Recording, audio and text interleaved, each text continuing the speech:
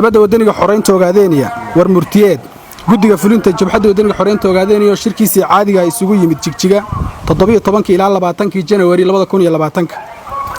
shirka guddiga fulinta Jowxo oo ka qabsoomay magaalada Jigjiga socdayna 17 ilaa 20 Janaayo 2022 ayaa lagaga dooday xaaladda siyaasadeed ee deegaanka Soomaalida Ethiopia iyo midda Geeska Afrika iyo sidoo kale qodobo khuseeya horumarinta hawlaha ururka guddiga fulinta Jowxo kadib markii uu eegay sooyaalka taariikheed ee ummadda Soomaaliyeed iyo Ethiopia taariikhdaasi oo ah mid mugdi ah dulmi badanna tilmaamaysa iyadoo dadka Soomaaliyeed in ka badan qarni lagu hayay gumaad joogto ah xadgudub xuquuqdooda insaaniga ah iyo takoor xagga dhaqaalaha iyo siyaasadda taasi oo sababtay dagaalo ba'an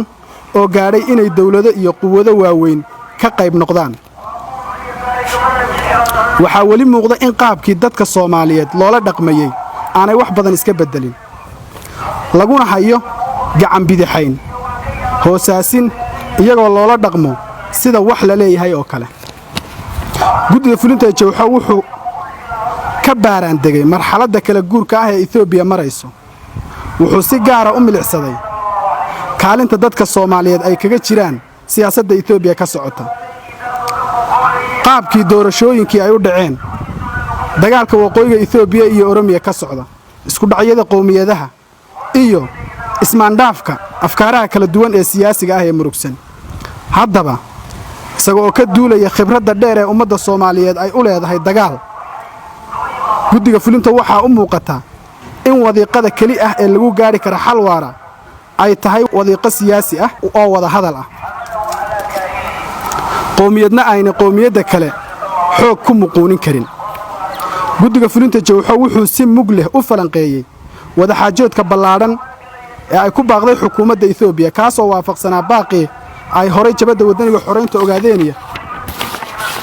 ugu baaqaysay in wada xaajood loo dhan yahay la isugu yimaado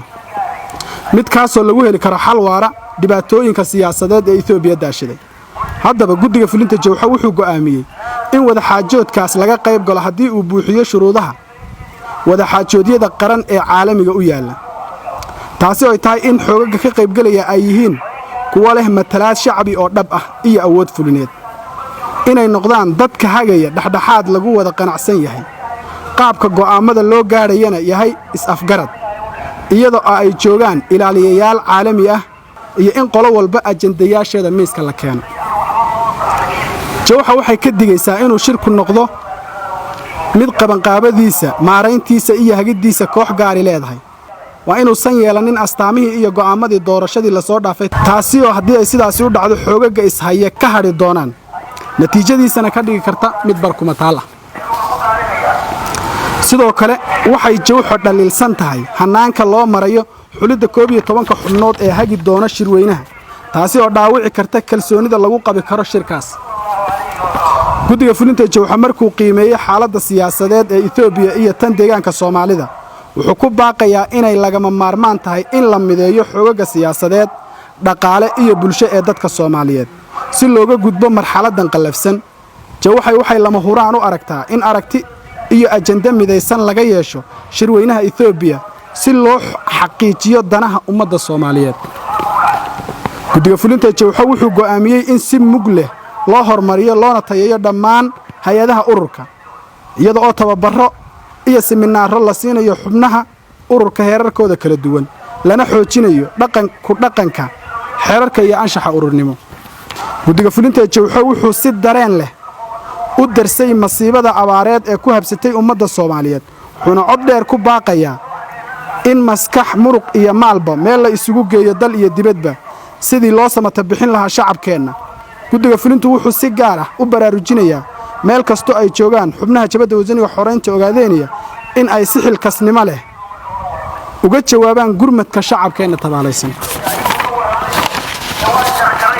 Jowxo waxay cod dheer ku baaqaysaa beesha caalamka ururada samafalka iyo jamciyadda qurumaha ka dhaxaysa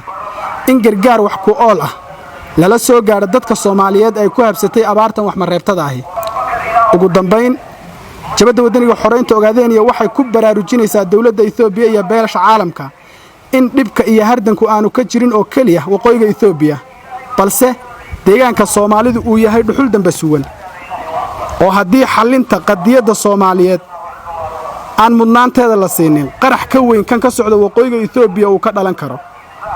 marka aan eegnay taariikhda dagaal ee ummadda Soomaaliyeed iyo xuquuqdooda la duudsinayo dhammaad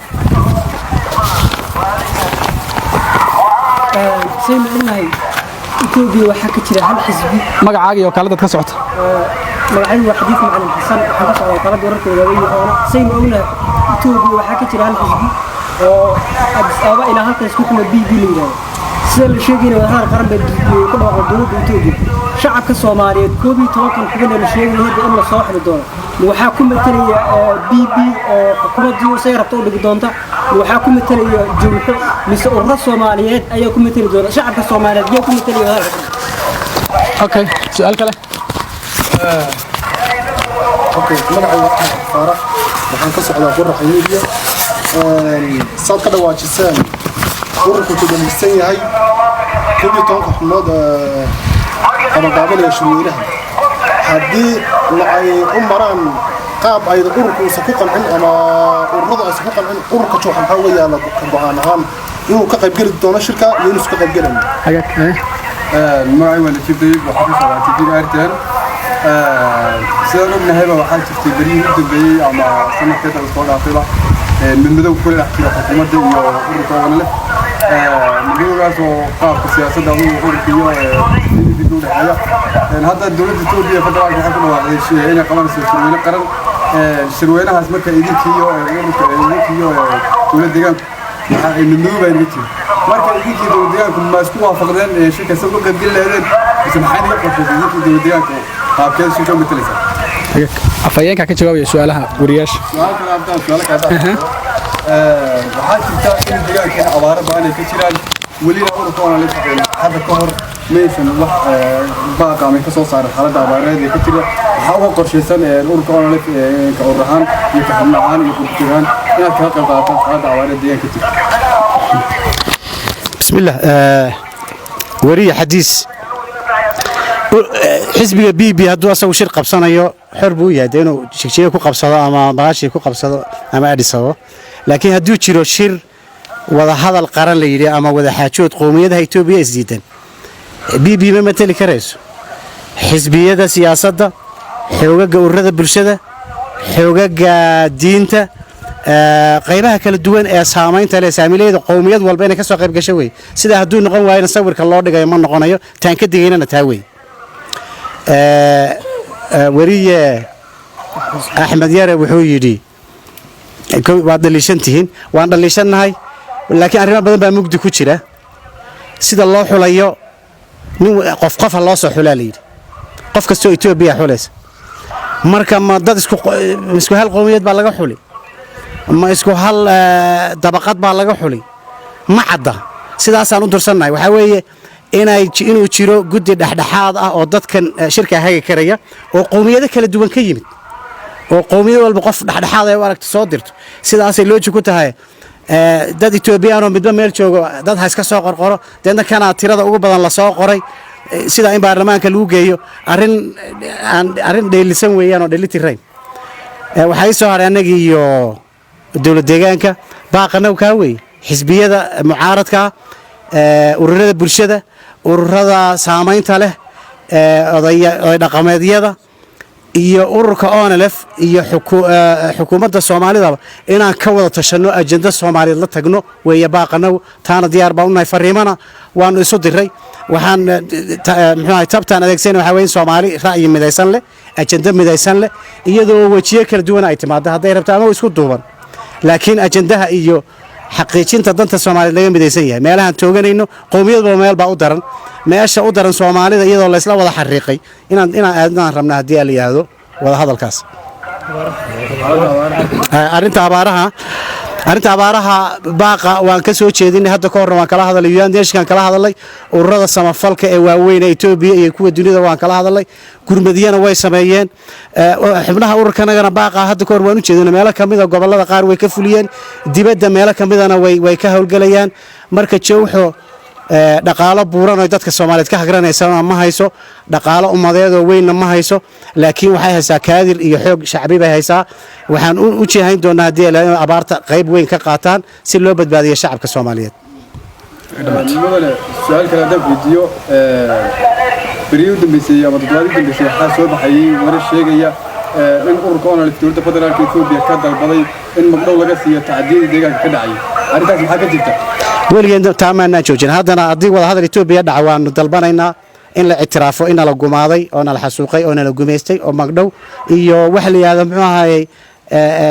تبو كبشو وما ذا هو أنا لقيت دمبيسي حاجة دقالة حاجة سياسة حاجة دقن كبا